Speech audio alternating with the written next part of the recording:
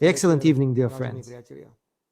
In one of the upcoming battles for Slovakia's energy security, we are heading to the final.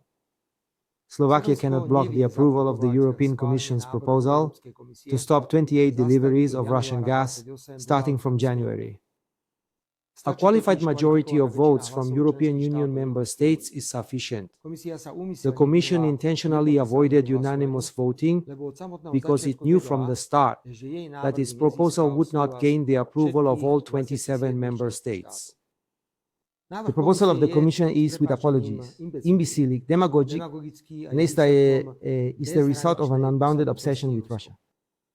It will harm Slovakia's economy and reduce the competitiveness of the entire European Union. But who cares? The argument because of Ukraine seems to be enough even to start a third world war. Who cares that the head of Deutsche Bank talks about the collapse of this giant company if Russian gas is not available? Kasej.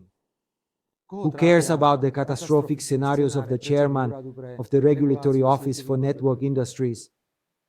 To achieve something, we combine this imbecilic Commission proposal with the proposal for the 18th package of sanctions against Russia, which requires unanimity. Simply put, in both cases, it's about anti-Russian sanctions. That's why we want to talk about them together. And we are convincing everyone around that we will not proceed to vote on the 18th sanctions package unless the Commission gives us at least minimal guarantees on how to manage the impacts of its demagogic and harmful proposal to stop the flows of Russian gas.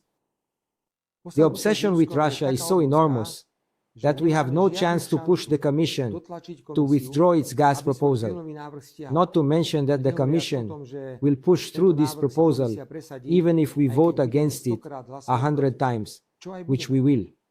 We will never vote for this madness of the Commission.